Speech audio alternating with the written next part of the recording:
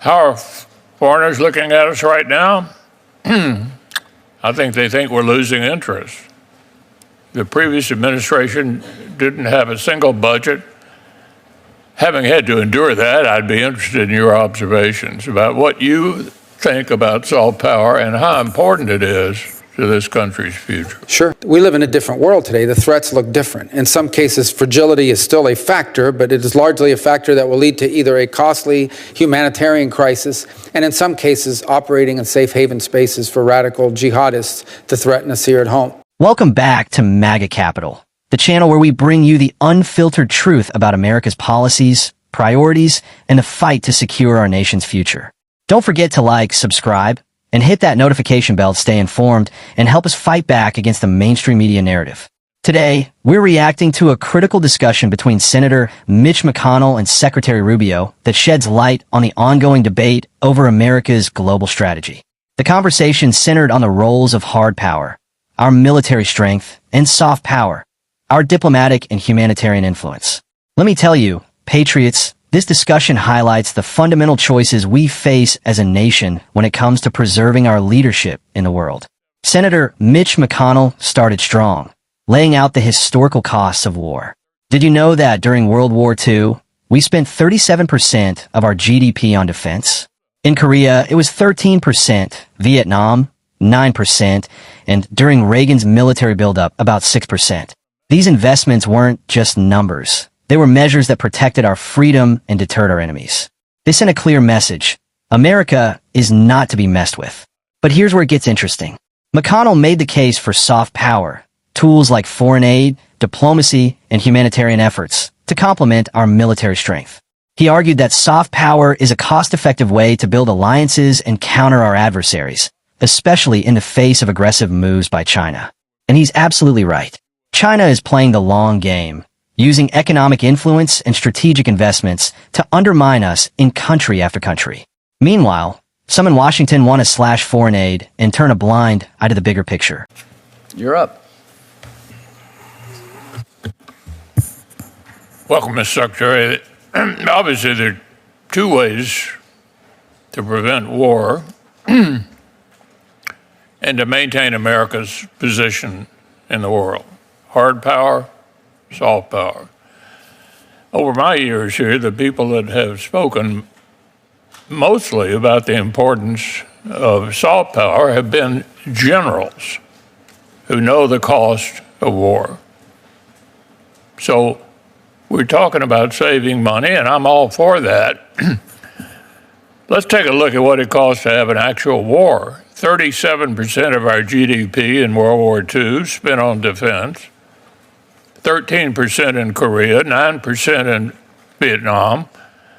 The Reagan buildup, about 6% of GDP. It worked. They didn't want to mess with us because they knew how strong we were going to be. And an equal partner, much less costly, is the soft power side. I think I don't care what you call it or how you reorganize, but the basic functions that soft power provides are extremely important. You get a lot of friends for not much money. And we're being outmaneuvered, as you well know, in country after country after country by the People's Republic of China, who are effectively playing in ways that are more effective than we are. So if you can figure out how to way to reorganize it and call it whatever you will, that role is extremely important. How are foreigners looking at us right now? I think they think we're losing interest. The previous administration didn't have a single budget for defense that even kept up with inflation. And unfortunately, because of the continuing resolution this year, it looks like more of the same. So it strikes me, no matter how well the tariffs, for example, work out, that the perception at the beginning of this administration is that we want to fight with our allies and figure out some way to make an agreement with our enemies, which brings me to Ukraine. And I think the America that I believe in, and most of us believe in, would find no equivalence between the Russians and the Ukrainians. And so I'm hoping as this administration moves forward, it doesn't end up not facing the actual enemies we have now: North Korea, China, Russia, Iran's proxies, by working with our allies to stand up to them. Just to take a specific example of how soft power makes a difference, look at a country like Burma that you've had an interest in, and I have too over the years. Horrible place run by despicable people. Lots of storms and problems of one kind or another. The Chinese are in there just operating effectively. And we, because of not honoring contracts and some of the other things that we were doing to try to be helpful, just completely getting outmaneuvered.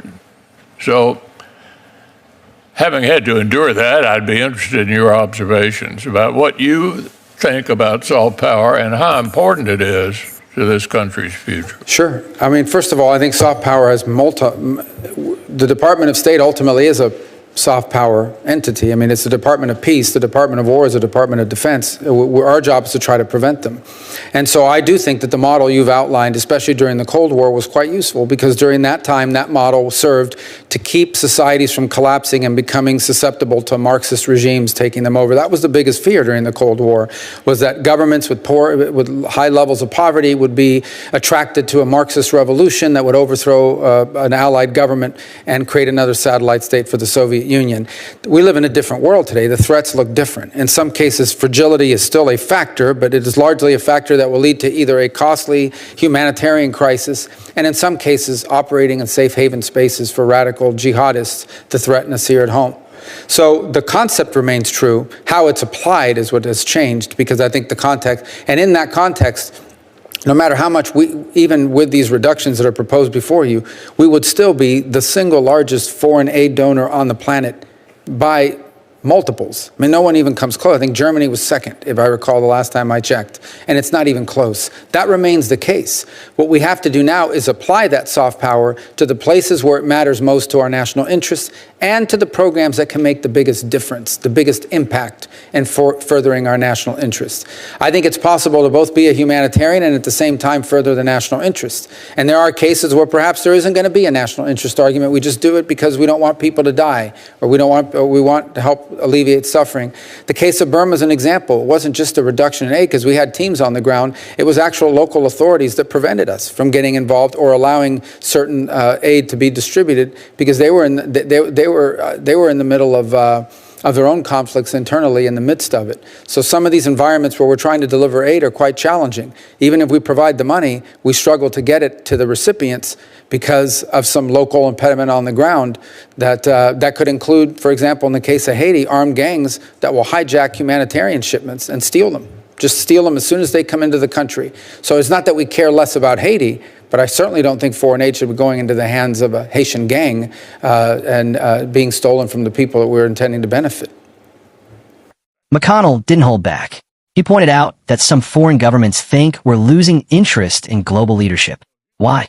Because we've had defense budgets that didn't even keep pace with inflation. That's unacceptable. Weak budgets send the wrong message to both our allies and our enemies. And let's be clear, our enemies are watching. Russia, China, Iran, and North Korea are ready to exploit any sign of American weakness. Take Ukraine, for example. Supporting Ukraine isn't just about standing up to Russia. It's about showing the world that America defends freedom and democracy. McConnell's message was simple. We must work with our allies to confront challenges and stop coddling our adversaries. Now, this is where Secretary Rubio chimed in. He called the State Department a Department of Peace and emphasized that its role is to prevent war through diplomacy.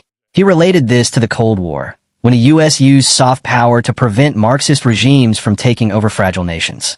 Back then, we understood that foreign aid wasn't just charity, it was an investment in our national security. But today's threats look different. Rubio pointed out that we face challenges like humanitarian crises, fragile states, and terrorist safe havens. These aren't just moral issues, they're strategic ones. If we leave these problems unchecked, they'll come back to threaten us here at home. Rubio also revealed some harsh realities about foreign aid. In places like Haiti and Burma, local corruption, armed gangs, and hostile governments often prevent aid from reaching the people who need it most. He made it clear that while America remains the largest foreign aid donor in the world, we must ensure that aid is targeted, effective, and aligned with our national interests. Here's the bottom line, patriots. America must strike a balance. We need a strong military to deter our enemies, but we also need smart diplomacy to win hearts and minds. Cutting foreign aid might save a few dollars in the short term, but it could cost us far more in the long run. As McConnell said, let's take a look at what it costs to have an actual war. That's a price we can't afford to pay. What do you think? Should America continue to invest in soft power to maintain its global leadership? Or should we focus solely on hard power and let the chips fall where they may? Let us know in the comments below. Thank you for watching MAGA Capital. Remember, the fight for our future isn't just about policies, it's about principles. Like, subscribe, and share this video to help spread the word. Together, we can ensure America remains the greatest nation on earth.